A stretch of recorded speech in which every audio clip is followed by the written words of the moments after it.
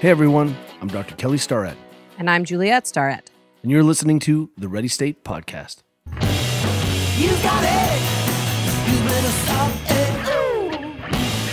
You got it. Hey, welcome everyone. I'm sitting here with Juliet and our podcast producer, Lisa, and we're going to do something a little bit different today. We are going to talk about Built to Move. J-Star, what is Built to Move? Built to Move is our new book, which is coming out on April 4th, 2023. And it's something we've been working on for over 2 years and something we are really excited about. Oh, that's cute. 2 years. We started to get stalked. Yeah. I mean, by we've our been working agent, on it 5 for 10 years. Yeah. And It's been in the mind. It's taken us a long time. Yeah. So what we thought we'd do is something slightly different, and that we'd have Lisa. You get to hear Lisa's voice. You can try to imagine that she's a 7 foot tall person, and I don't know where you were going with that. Because I am. because she is. So you're going to hear Lisa, and she's got some questions for us. We thought a little bit of an interview, but what we want to do is tee up the reasons, the rationale, why we think this is our best book, and why it's maybe the most important thing we've done to date. Is that right? And I'd also like to have you guys all shout out to Lisa in the comments wherever you're listening to this, because we roped her into doing this with us and she's less excited. Am I right on that? Well, yeah. And as you guys can already see, they don't need me at all. That's not true. It's not true. We need you. It's not true. You need And we this. need your witty banter. That's right. That's right. Okay, so tee us up, Lisa. I'm ready to talk about this thing that I've been living. I was gonna say hell, but it's not really true. No, it's not I'm a stoked. hell. I'm stoked. It's a heaven.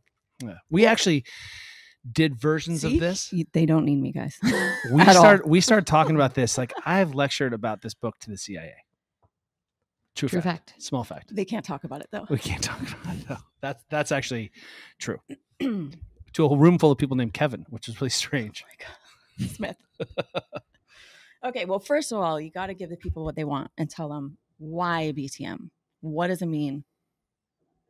What are you going for?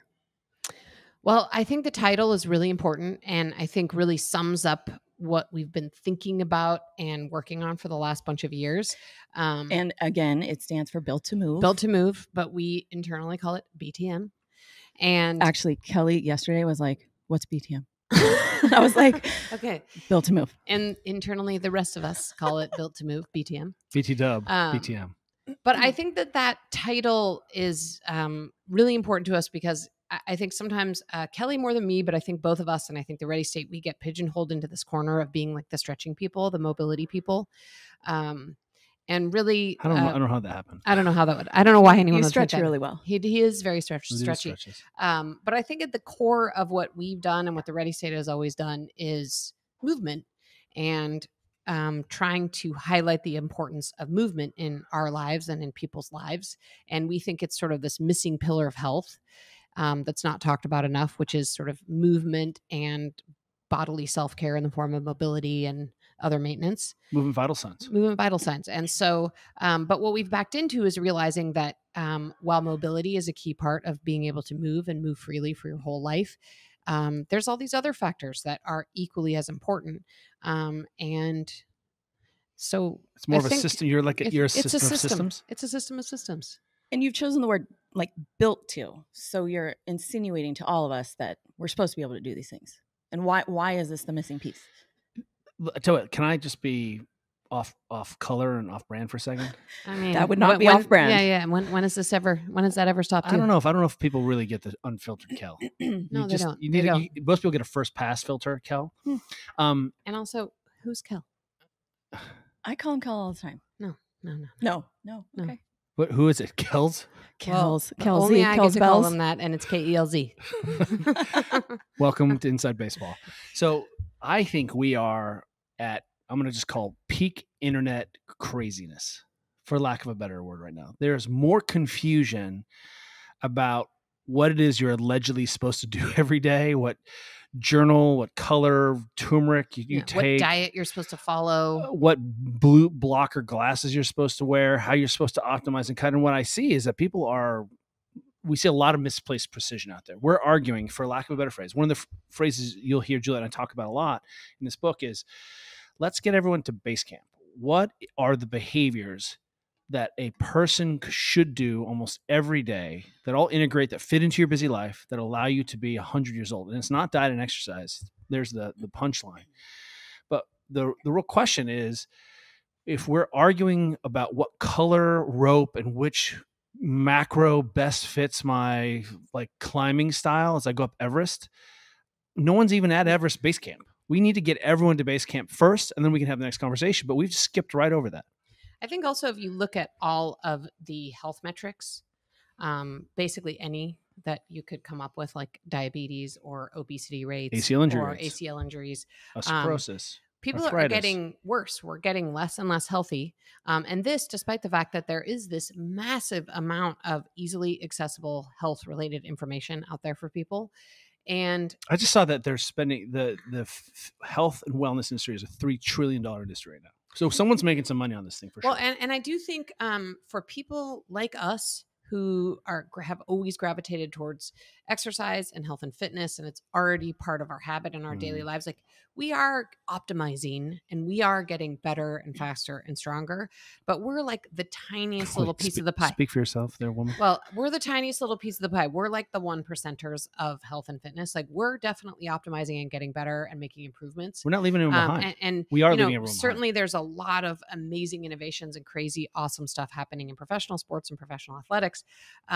But by and large, for basically everybody else in our neighborhood, in our families. neighborhood, and all of whom I would say would describe themselves as people who want to be able to like move freely until they're older and be able to do the things they want to do physically. And those things are very different. That could be like you want to be able to work in your garden or go for a hike with your friends, or you know, you want to be able to lift weights when you're 70. I mean, everybody has really different desires, but what they want to do physically when they're older. But the common thread is that everybody wants to be able to continue to move and be able to do the things they want to do. And we've really left all those people totally behind in the fitness industry. Yeah.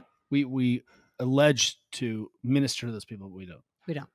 But even working with you guys, I feel like you've seen a whole bunch of times athletes that are checking all the boxes. They're eating right, they're doing this, they're doing that, they're exercising, they're high level athletes.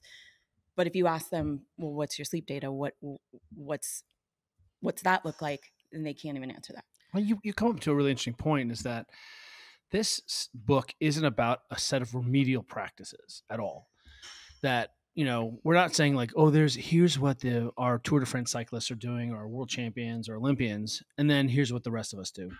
We're talking about the sets of behaviors, and it's the first conversation we have with anyone, whether we're trying to untangle chronic pain or loss of performance. We look at all of these as the first step. You know, are you appreciating that your body's a complex system, and that if you are drinking a bunch of coffee late at night to get through the day because you're exhausted from your training or whatever, that's going to impact your sleep quality. And then all of a sudden you're leaning on that THC or that Ambien or that alcohol, and lo and behold, you get tired in the morning when you wake up, and the whole cycle starts over and over again. So as we're trying to untangle complex human performance problems, it turns out these are also the base behaviors for every human being on the planet. Yeah. And I mean, I want to just put a fine point on that. I mean, when Kelly goes in and consults with professional teams and professional athletes, like these base camp behaviors, you know, and the CIA you just mentioned, I mean, these are the base camp behaviors that he's recommending. And what we see is across all professional sports and otherwise, like professional athletes and, you know, people who use their bodies for a living and describe themselves using the word athlete, like they're not at base camp in many cases. They've skipped over and they're doing a lot of elite behaviors, and they've missed a lot of the behaviors in base camp, a lot of the vital signs. And I think it's important to bring up that this isn't like a theoretical idea that you've come up with for the book. You know, when we see Kelly bring in someone to the cube, he doesn't start looking at their knee. Yeah, he doesn't start doing like manual therapy. A half hour of questions on their lifestyle. Yeah. Yeah. In fact, you know, one of the things I think you and I couldn't do in becoming a supple leopard, and some of the early work, is that we had so much ground to cover. Like, people didn't know how to take care of themselves at all. They didn't know how to manage pain. They didn't know what was normative range of motion. They couldn't apply movement theory. They couldn't apply movement principles to understanding how to run better, jump better, et cetera. And so I think even Supple Leopard is 500 pages of movement mechanics, movement theory, but there's a heart missing in the leopard. And that heart is, how do I live day to day that isn't my training piece? What is it? How do I take care of my body? And do we need another diet book or exercise book? Probably. We're going to get one for sure. I don't know if there's going to be anything that new and innovative in the next decade or so. What we're going to see is continued iteration where we have to think about the behavior of people in their lives and how we can help them integrate good practices into the workings of their daily lives. And I think that's one of the magic pieces that we've come up with.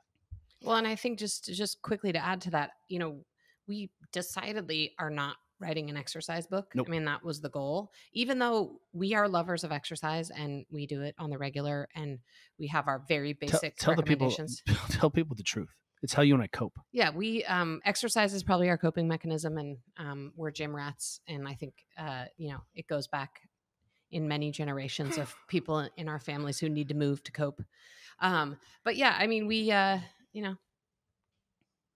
I lost my train of thought there. Cope. Well, let me take it back. Coping. Thank you, Lisa. You touched on it a little bit, but by saying that we're obviously as a culture not getting any better at lots of things, but why now? Like, why was this the perfect storm where you guys, as busy as you are, could write a book and are tackling this ridiculous task?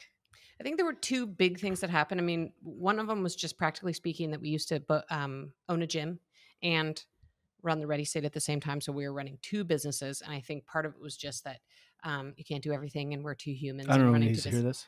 I don't know who needs to hear this, but Juliet obviously needs to hear this. I definitely need to hear that. But so, we were running two businesses for a really long time. And I think we'd written other books and it definitely was a lot. So we closed down our gym during the pandemic. But I think the second big thing was the pandemic itself. I think that really showed us in very stark terms as a culture and society that we were very ill prepared to do basic things to take care of ourselves. And I think, people saw that we were quarantined, stuck at home. People lost, people already weren't moving enough. And then, we're stuck in their houses and apartments and people gained what, 5 to 15 pounds or something? There was a lot of weight gain. Can Obviously, massive I put a amounts Dune quote in here? Yeah. Depression. Don't do it. Don't. So there's a scene in Dune, you may know this, where young Paul has to put his hand in the box, right? Can I just tell you that, unfortunately, most people don't know this. I'm telling you now. We three do. Okay. We three do. So there's a scene where he's being tested, and she basically makes him think that his hand is burning off. And the crux is he doesn't have his consciousness to keep his hand in the box. If he just pulls it out like a reflex, she's going to kill him.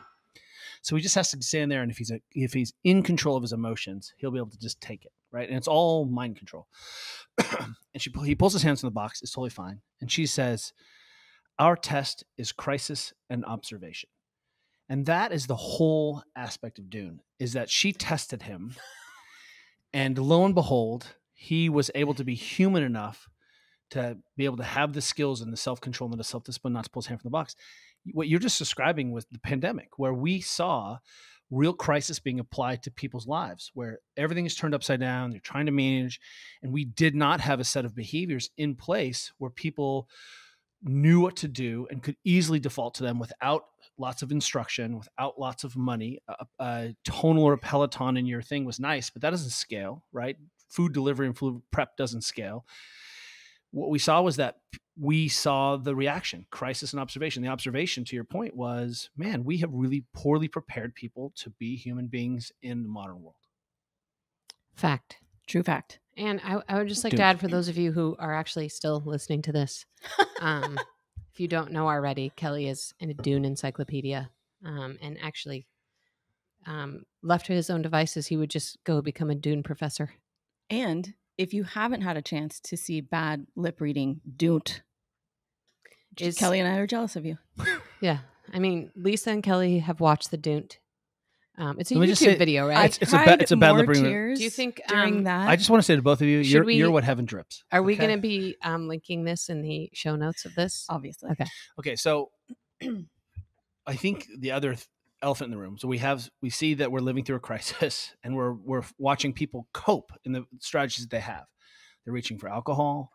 They're reaching for TV. They're trying to self-soothe. And you and I have really gotten very clear about what are like, hey, these behaviors are coping behaviors. They're trying to make yourself feel better so you can go deal with these stresses, right?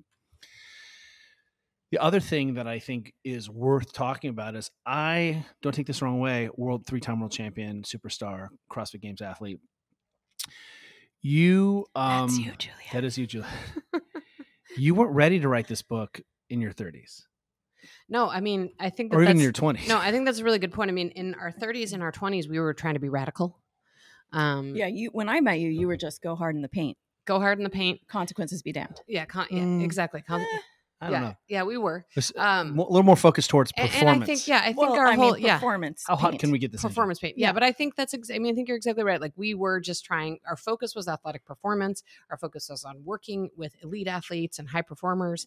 And man, I mean, I think it's because we're both approaching 50. We have made a total and complete shift in sort of the way we think about our bodies and our life. And we're really starting to look to the future to be like, what do we want to be able to do? And the word we've come up with that we're huge fans of, because we are not fans of the word longevity, is durability. Yeah. Tell us what that is, Kels. Durability is the idea that you are a really robust, extraordinary human that's self-healing, and bad stuff's going to happen to you. You're going to step off a curb. You're going to pick something up heavy. You're going to get hit with a nasty disease at some point in your life. Something is going to happen. You're going to go through unbelievable stress. And a durable person can withstand that additional stress and gnarliness in their life and not lose track of the narrative. And that narrative is, I can still be a member of my family. I can still keep my job. I can still be a good partner. I can still be a good parent. That's what we're talking about. And we feel like now, I think now you and I have come through, I've come through a surgery in the last couple of years. You've had some trauma and Just a bit. Touch of the cancer. Just a little bit of touch of the cancer. What I think is that one of the things that became very clear is our experience on the other side of that looked very different than other people coming in or having a similar experience.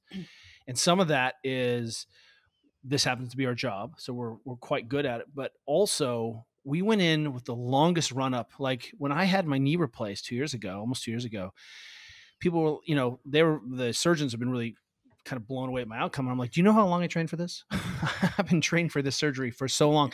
In fact, I almost overtrained because they had a hard time cutting my bones. Right? They couldn't cut my femur very well. They went through 3 saw blades. We saw the video. Yeah. The smoke. I declined. I'll be honest. I declined to watch it. But my point is, man, bone density is something done yesterday.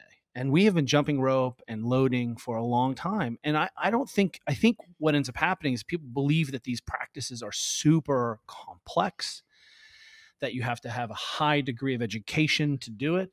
But you and I have really come to realize in our reasonableness that there are a whole bunch of things that you can do every day that work into your busy schedule. So it's not another laundry list of stuff you have to do as a busy mom, working single dad, that you can do these things and it's not diet and exercise. So if you don't like dieting, we hear you. We don't either. If you don't like exercising, I don't understand you, but I respect that. And that's not what this book is about. But I think you bring up an interesting point about your surgery and your cancer experience. Thank you. I think that's a good way of saying it. Where you guys just really had a lot of health built up in the bank, and people looking in on that were like, well, I couldn't do that because I couldn't heal like that. I couldn't be back so fast because I'm not like you and I'm not this. And, looking at that, it was I was a little offended on your behalf. Yeah. Because, I mean, actually a lot of people said that to me. They're like, oh, okay. Well, I mean, you really healed quickly. Cause like one of the things I was so excited about. You're just like a mutant or something. Yeah. I was so excited because I was able to do I had like a total breast reconstruction, and 6 weeks later I did like 2 pull-ups, which was, but whatever. I did 2 pull-ups, which means I was able to put my arm overhead, move my body weight. And that was a cool accomplishment for me to have. But, around that and just around my recovery generally, I had like a lot of people say to me, wow, I mean, you really recover so quickly, but I mean, you're obviously just like special or something. Like genetically different. Than the rest. Can I just step in and say horse crap? Yeah. Well, that's the point. Yeah. But, horse crap. just like I literally am healing is healing from trauma, and nobody is better at it than anybody else. The Yeah, only we say difference is that I had, a lot of credits in the bank. I lift weights. I have some muscle mass. I have, I've already developed a practice of movement, so it's natural for me to move. I know how to eat well. I prioritize sleep. Like, there's just these really basic things I do. None of them are rocket science, but I think you're right, Lisa. It's like all about, I had a bunch of money in the bank of health before I of went into these habits things. that you could I could default to these in habits. times of stress. Yeah.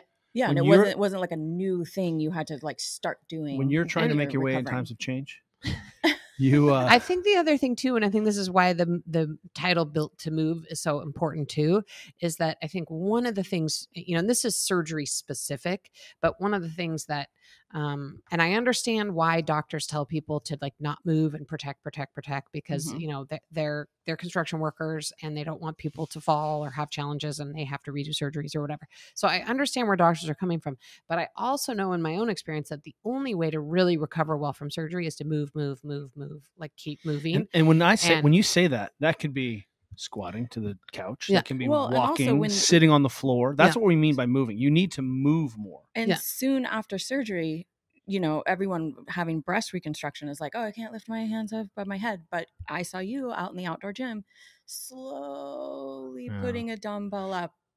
Like, Yeah, it was like a soon 1 after pound your dumbbell, surgery. but Yeah. it was like it was just Yeah. slow, no Very speed slow. involved. And the other thing is, I'm like, hey, I did have breast reconstruction surgery, but my legs are fine. I can walk. Right. And I think this is a weird thing that happens to people. They have these surgeries and they're like, oh, okay, I had surgery. So, and my doctor said 6 weeks. So they legit lay in bed for 6 weeks. I'm like, no, your legs worked. Or if you had a knee surgery, like your arms work. You can go do stuff with your arms. You either heal at the rate of a human being, Yeah. or you heal slower. I think that's what people. So if someone's like, "You're a fast healer," you mean like I got human fast? You got human fast. I don't have any snake You're blood, genetically just human. salamander genes, Snake mind. So you have wolf body. Snake body. The idea is, What's that from again? JoJo. Oh, yeah. So the key here is if you can begin to understand how the processes of your body interact. I think that's the problem. We get an incredible book on sleep from Matthew Walker, right? It's a great book on sleep. We get great books and ideas on nutrition, but people don't know how to put the pieces together into a cogent whole, and they don't appreciate how all of the things interact together into a system. Being barefoot and working on your feet improves your balance, right? Proving your balance means that your brain will be like, hey, you don't have to be afraid to go hike or step on this bicycle, right? Because you're walking more, you accumulate enough non-exercise activity that you want to sleep. And then you sleep better because you walked more, but you also decongested your tissues so that you have healthier tissues. I mean, I've answered this question slightly differently over the years, but you're like, Kelly, what are you most afraid of? And Being swollen. Are you going to actually say what you're most No, afraid of? I'm or gonna- I'm gonna you're- say- 'cause you're going to offend Wait. someone. Your feelings? Yeah, feelings he were is. used to be one thing. That's exactly it, Lisa. I mean, your feeling. Welcome, You're feeling- welcome to my life, everybody. I go to work with my wife and my sisters, who happen to be my wife's best friends. The thing I'm most afraid of now, as a aging man whose brain says go all the time, is that I'm going to rip my Achilles off, or I'm going to pull a quad tendon, or destroy my biceps. I see that all over. The number one worst injury right now, the sport, is pickleball. It is causing more weird arm injuries I've ever seen in any other sport. Why? Because middle-aged guys are like, I don't play tennis, but pickleball. And they rip their biceps off or they tear their Achilles. It's insane. It used to be basketball. Now it's pickleball. But people understand the way that you manage a healthy Achilles is you load it all the time. Like I do a little jumping every day. I eat food with collagen in it. I eat fruits and vegetables. I sleep. Like those are the behaviors around having tissues that will last a long time. I think we're seeing a whole bunch of adaptation errors in the body where you can get away with things for a long time until you can't. Well, and I would also add, we've talked a lot about the lifestyle pieces of Built to Move, but I think the other key piece, and it wouldn't be a Starrett book without it, is look, like if you want to be able to move and do the things you want to do at any age, and obviously what you want to do will change as you age and your desires will change, but you do have to put a little input into your body. And ideally, you do that before you get injured. I mean, I think this has been one of our biggest challenges in our own professional lives is, how do we get people to care about taking care of their body until they get injured? And I mean, many people will just wait until they're injured. But man, there's some super simple things you can do that don't take 20 minutes a day, that take 10 minutes a day to put a little sort of money into your tissue bank of your body so that you can go play pickleball and not rip your bicep off of your arm. But I still think, and unfairly, a lot of the reasons and rationale for why people should be doing something are couched in. Like for me, I'm like, hey, I don't want to injure myself, but that's not really what it is. It's that I want to continue to be able to do what I want to do when I want them, however, at a high level for a long time. And I think what we're saying here is to be durable means that you can go spend a lot of credits out in the wild for the back 2/3 of your life. You and I, right now, we have a family member who's 101 in our lives, right? We have a mother-in-law who's 101. And I think she's not a grandmother. Grandmother-in-law? Yeah, grandmother-in-law. Yeah, I was like, wait a second. We're do not the- that do the old. math That's your here. other family. And she cruises around, is very functional. And so you and I are confronted every day with, wow, we have 50 plus more years on the planet. Forget all the radical interventions and fake organs I'm going to get in 20 years, the things they're going to grow for me in a lab. You and I are confronted with the fact that, like, what do you want to be able to do for a long time?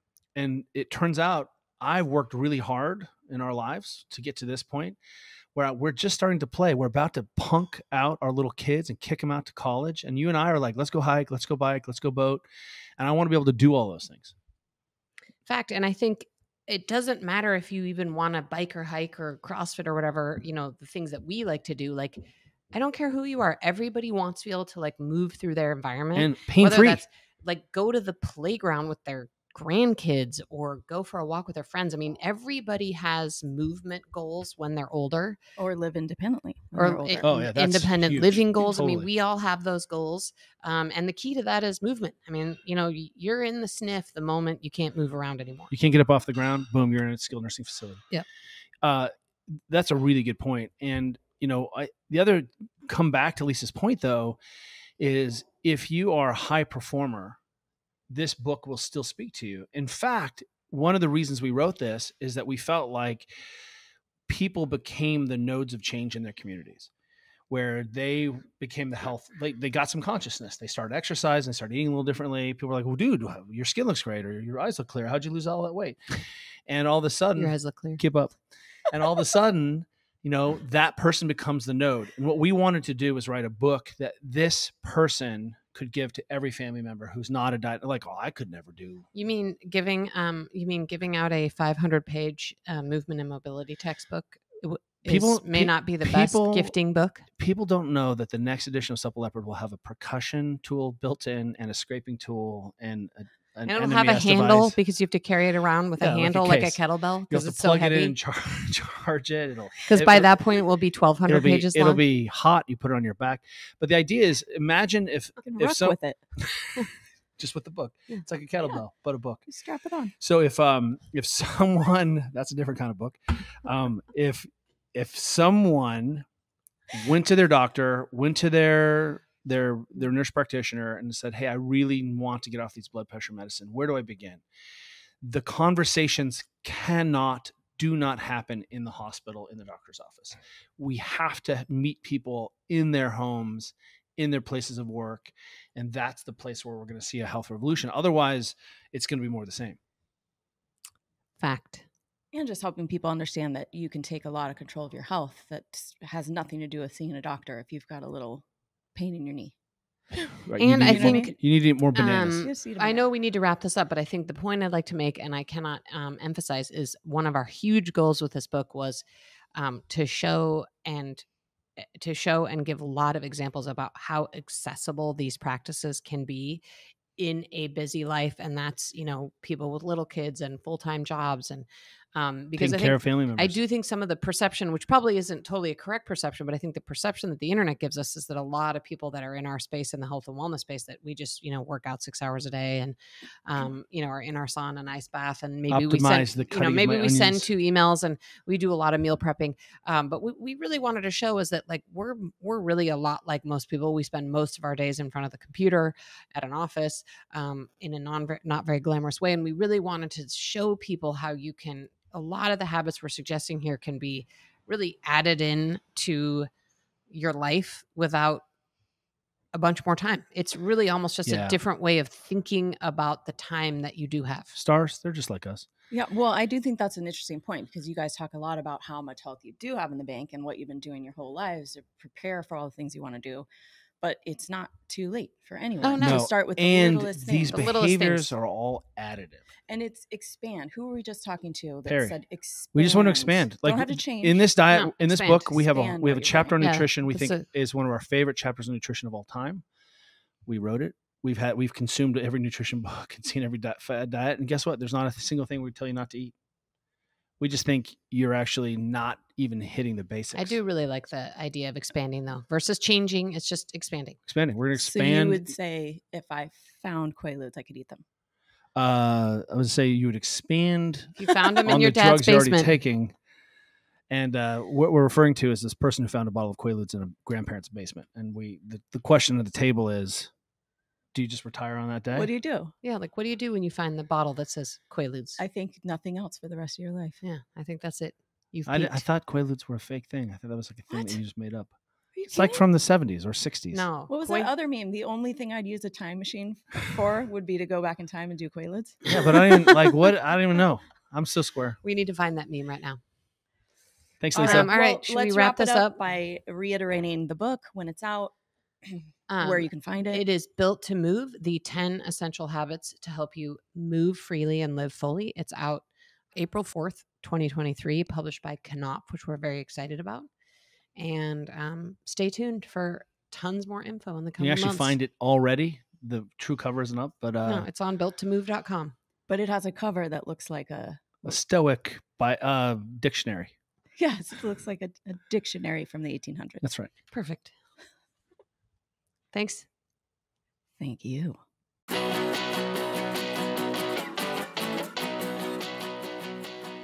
Thank you for listening to the Ready State Podcast. If you like what you're hearing, check out all our episodes here or at thereadystate.com. And be sure to subscribe and leave a review on iTunes to help others find our show. Check us out and follow us on Facebook, Instagram, and Twitter at The Ready State. Until next time, cheers, everyone. You got it. You better stop it.